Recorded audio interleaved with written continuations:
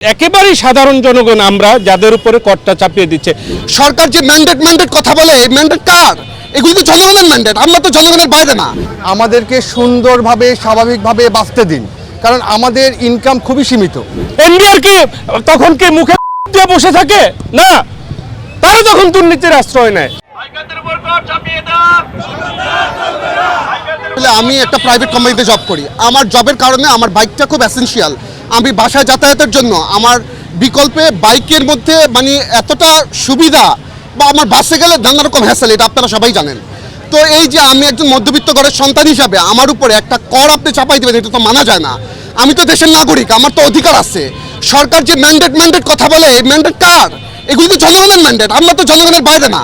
আমরা তো জনগণ, বিশ্বের কোথাও এমন নজির নাই। আপনারা তো গণমাধ্যম, আপনারা জানেন, অন্যান্য দেশের উদাহরণ আপনারা দেন, এরকম কোনো উদাহরণ বাংলাদেশ ছাড়া আর কোথাও নাই। তো আমি প্রধানমন্ত্রীর দৃষ্টি আকর্ষণ করব। কেন করব? প্রধানমন্ত্রীর দৃষ্টি আকর্ষণ ছাড়া এখন কিছুই হয় না। এখন সবাই তেলবাজ, প্রধানমন্ত্রীর দিকে দৃষ্টি।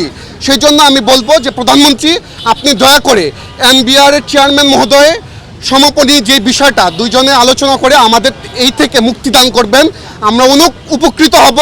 এখন বাইকার প্রায় 50 লাখ বাইকার, তাদের ফ্যামিলি সব কিছু মিলিয়ে আমরা খুবই একটা ঝামেলার মধ্যে আছি। বলা বাহুল্য যে কতটা কষ্টে আছি। আমরা যারা মোটরসাইকেল চালাই, আমরা কিন্তু বেশিরভাগই মধ্যবিত্ত নিম্নবিত্ত ঘরের ছেলে পেলে। যাদের অতিরিক্ত টাকা আছে তারা কিন্তু চাইলেই গাড়িতে শিফট করতে পারে। আমরা কিন্তু চাইলেই গাড়িতে চলতে পারি না। আমাদের মোটরসাইকেল আমাদের একমাত্র বাহন, যেটা আমাদের প্রতিদিনের। আমি আমার বাচ্চাকে নিয়ে স্কুলে যাই, বাজার করি, আমি আমার কাজে যাই, অফিসে যাই, ব্যবসা প্রতিষ্ঠানে যাই, সেই ক্ষেত্রে কিন্তু আমি আমার মোটরসাইকেলকে ইউজ করি। মোটরসাইকেল কোনো বিলাসী পণ্য নয়। এটা আমরা অলরেডি এটাতে 153% ট্যাক্স দিয়ে, যেটা অন্য কোথাও নাই। আমাদের পার্শ্ববর্তী দেশগুলো, এশিয়ার অন্যান্য দেশগুলোতে লক্ষ্য করলে আপনারা দেখবেন এরকম ট্যাক্স, কিন্তু এরকম ট্যাক্সের বোঝা অন্যান্য দেশে নাই। সুতরাং প্রথমেই আমরা অতিরিক্ত ট্যাক্স দিয়ে বাংলাদেশে বাইক চালাচ্ছি, মোটরসাইকেল চালাচ্ছি, তার উপর রেজিস্ট্রেশনের সময় এককালীন কিন্তু আমরা ট্যাক্স পরিশোধ করছি।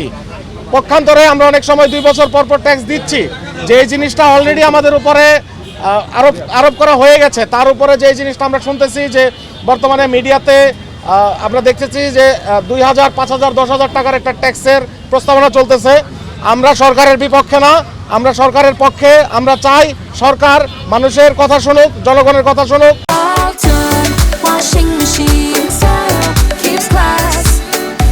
আমি গভর্নমেন্টের কাছে রিকোয়েস্ট করব যে অযাচিত একটা কর চাপিয়ে দিলে যেন সেটাকে বাস্তবায়ন না করে, কারণ এইটা সাধারণ জনগণ, একেবারেই সাধারণ জনগণ আমরা যাদের উপরে করটা চাপিয়ে দিচ্ছে। কিন্তু যারা প্রকৃত অর্থে কর ফাঁকি দিচ্ছে তাদেরকে কিন্তু মানে পাকড়াও করার চিন্তা করতেছে না। দেখা যাচ্ছে যে করের সেবায় যা প্রথম কে হচ্ছে, আমরা দেখতেছি যে বিড়ি কোম্পানি কর সেবায় প্রথম হচ্ছে। কেন বিড়ি কোম্পানি প্রথম হবে?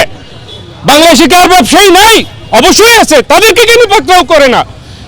এনবিআর কি তখন কি মুখে দিয়ে বসে থাকে না, তারা তখন দুর্নীতির আশ্রয় নেয়। তো এইটাই চাইবো যে এইভাবে জনসংখ্যার উপরে করের আওতা বোঝা না বাড়িয়ে প্রকৃত অর্থে যারা করদাতা তাদেরকে পাকড়াও করা হোক এবং সেইখান থেকে রাজস্ব বৃদ্ধি করা হোক। আমাদেরকে শোষণ করবেন না, আমাদেরকে সুন্দরভাবে স্বাভাবিকভাবে বাঁচতে দিন, কারণ আমাদের ইনকাম খুবই সীমিত। যারা মানে পাঠাও রাইডার আছে, যারা পণ্য ডেলিভারি দেয় তারা আছে, তাদের সব কিছু মিলে 1 কোটি লোকের সাথে কিন্তু রিলেটেড এই বাইক। যেখানে বাংলাদেশের 16 কোটি লোক, 16 ভাগের 1 ভাগ কিন্তু এই বাইকিং সেক্টরের সাথে রিলেটেড। তো আমরা আসলে সরকারের পক্ষে থেকেই আমরা কথা বলতে চাই।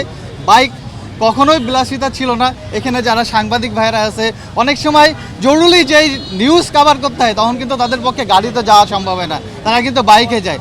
তো আমরা সব কিছু বিবেচনা করে, এই যে 1 কোটি মানুষের কথা চিন্তা করে আমরা রিকোয়েস্ট করব সরকারের কাছে, এনবিআর এর চেয়ারম্যানের কাছে সহকারে এই সরকারের কাছে প্রধানমন্ত্রী বরাবর রিকোয়েস্ট করব যেন আমাদের এই অতিরিক্ত যে ইনকাম ট্যাক্স দিছে সেটার জন্য আমাদের থেকে অব্যাহতি দেয়।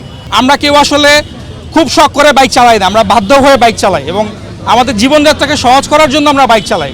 সো এই সহজ জীবনযাত্রাকে কঠিন করে দেওয়ার জন্য সরকার যে সিদ্ধান্ত আমাদের উপরে চাপিয়ে দিচ্ছে, এটা কোনোভাবেই কাম্য না, এটা আমরা কোনোভাবেই মেনে নিব না।